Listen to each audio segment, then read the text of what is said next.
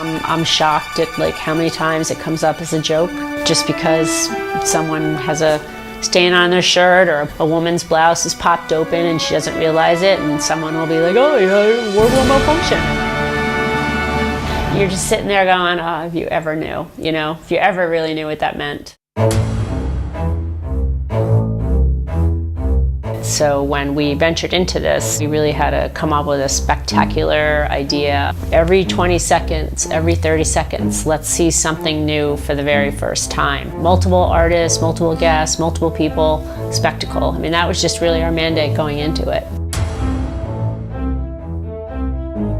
Thursday before the game is really the only time the halftime has to rehearse. We had Jessica Simpson, we had Kid Rock, we had P. Diddy, we had 30,000 balloons, we had pyro, we had dancers, we had people coming off the rafters. It was a very difficult rehearsal. After about the fourth hour, a couple of us left. This one needed a lot of work. I know that John Collins, who was our chief marketing officer when we got done with that, he wrote a letter to MTV citing a number of things that we wanted to have changed in the show. When we did the original rehearsal, there was conversation about a fake skirt that she would wear, and that Justin would actually pull open the skirt and take off this skirt. So in rehearsal, they actually tried to rip open the skirt, which kind of went with the lyrics of the song. When we saw that in rehearsal, that was the first thing that was flagged within everyone's notes. So we killed it. After that note, I had to go back and check all the wardrobe. I went back into kind of Janet's dressing room and I sat with her stylist and her people, and we were like, okay, this looks good, this looks great. So we looked at everything and thought that was the end of it.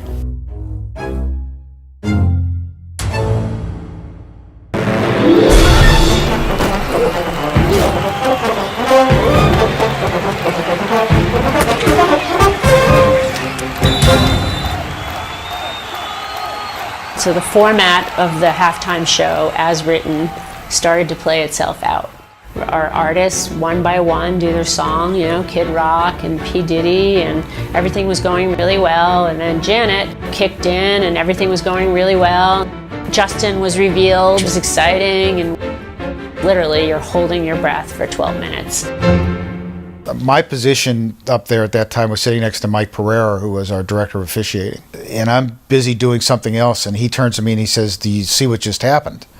I said, what do you mean? He said, let me show you. When the song ended, we were all in the truck going like, yeah, we did it. He literally runs it back for me to show what took place. The phone rang. And it was the direct line from Jim Steig. And I remember saying something to her to the effect, did you see just what happened? Our videotape operator went to play back the tape. And that's when we all were just like, did that just really happen? I then called, the commissioner, who hadn't seen it either, and explained to him what was going on. We were all shuffling, trying to figure out what just happened, because A, no one had ever seen that piece of wardrobe. B, when did they even discuss doing that?